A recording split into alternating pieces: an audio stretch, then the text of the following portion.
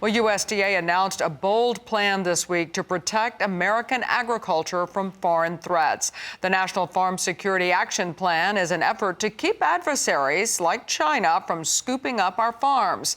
Senator Roger Marshall of Kansas was in attendance for that announcement this week. He joins us now with an update.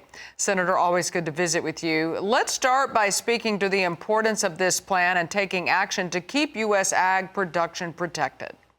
Well, Tammy, it's great to be with you. And for the last several years, we've been trying to scream as loud as we could that China is buying more and more farmland in America. And it's not just the quantity, it's where they're purchasing it. If you can imagine, Whiteman Air Force Base is where those B-2 bombers took off and took out the Iranian nuclear facilities. The Chinese have land purchased next to that base.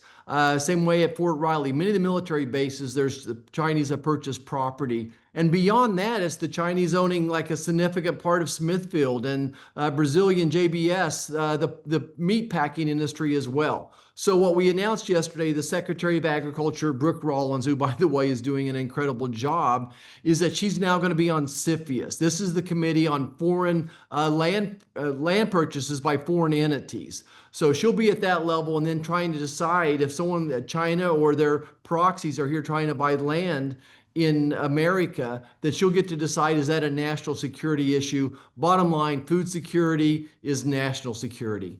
It certainly is, and this just drives that point home for sure. Do you think that there could be any retaliatory ripple effects from this initiative?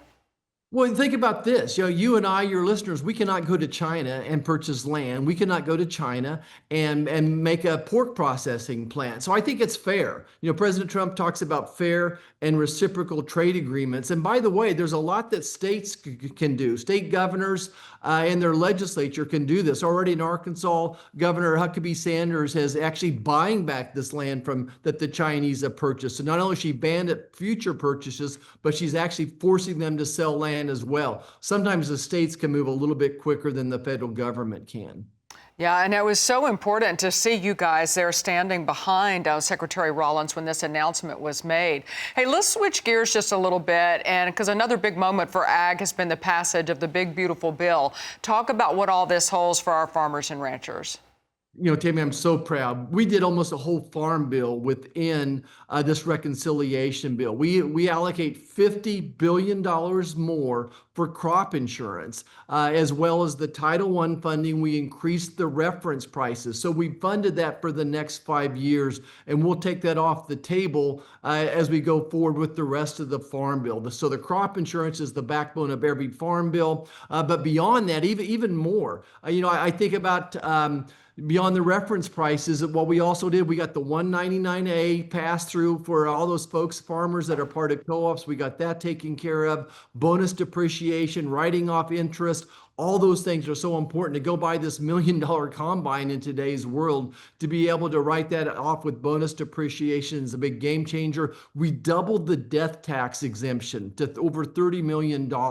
So we doubled the tax exemption, so you don't have to sell a fourth of your farm to pass it on to future generations as well. And don't forget, we got 45Z done in this as well. I think the 45Z market for taking commodities, turning into jet fuel, I think that could be bigger, maybe 4 or 5 times bigger than the entire ethanol industry right now. So huge wins for farmers. So proud of the work we got done. Lots of positives there in the big, beautiful bill. But you did bring up that there were a few things maybe left out that should be taken care of in the farm bill. So where do we stand with that? Any chance of getting the skinny farm bill moving forward?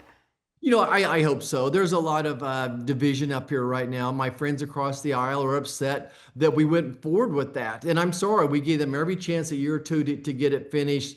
I wish we could, but I hope so. I think even next week, we're going to be working with Secretary Kennedy and Rollins and talking about soil health, and love to come back and talk about that.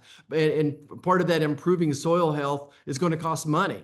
If you want to go to regenerative agriculture, your first year or two, your crop, maybe your production goes down. So we're trying to work on a farm bill, especially the conservation component. There's great opportunity there, and we'll hopefully sort it out this fall. Yeah, hopefully we can get that done. That's U.S. Senator Roger Marshall of Kansas. We sure do appreciate you joining us today.